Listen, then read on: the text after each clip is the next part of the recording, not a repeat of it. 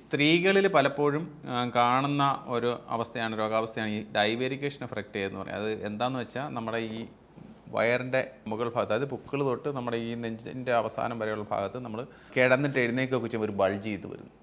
അത് ഈ ഇവിടുത്തെ രണ്ട് മസിൽസ് എസ്പെഷ്യലി ആഫ്റ്റർ പ്രഗ്നൻസി അതൊക്കെ കഴിഞ്ഞ് കഴിയുമ്പോഴത്തേക്കും നമ്മൾ വളരെ വീക്കായി അകന്നു പോകുന്നതുകൊണ്ടാണ് സാധാരണ ഈ ഡൈവേരിക്കേഷൻ ഉണ്ടാകുന്നത്. ഈ ഇനിഷ്യൽ സ്റ്റേജിലുള്ള ഡൈവേരിക്കേഷൻ ഓഫ് റെക്ടൈ എന്ന് പറയുന്നത് നമുക്ക് അതിന് സർജറിയുടെ ആവശ്യമൊന്നുമില്ല. അത് സാധാരണഗതിയിൽ നമ്മൾ പ്രോപ്പറായിട്ടുള്ള ട്രെയിനിങ്ങും നമ്മൾ സ്ട്രെങ്തനിങ്ങും കൊണ്ട് കുറേ ഇമ്പ്രൂവ് ചെയ്ത് കിട്ടും. പക്ഷേ കുറേ നാളുകളായത് അല്ലെങ്കിൽ വളരെ ആ ഗ്യാപ്പ് വളരെ വലുതായത്, അതോടൊപ്പം തന്നെ പുക്കിളിൻ്റെ അവിടെ ഹെർണിയ ഉള്ളത്, അതോടൊപ്പം ഇങ്ങനെ ഈ ഡൈവേരിക്കേഷനിൽ കൂടെ പലപ്പോഴും പുക്കിൾ ഹെർണിയയും കാണാറുണ്ട്. അങ്ങനെയുള്ള രോഗികൾക്ക് അല്ലെങ്കിൽ അങ്ങനെയുള്ള രോഗാവസ്ഥയുള്ളവർക്ക് അത് നമുക്ക് കീ ഹോൾ സർജറി കൂടെ അല്ലെങ്കിൽ അത് ഇമ്പ്രൂവ് ചെയ്യാം, അത് കറക്റ്റ് ചെയ്യാൻ പറ്റത്തുള്ളൂ.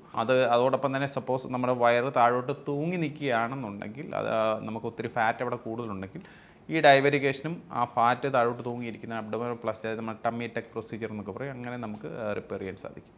Thank you.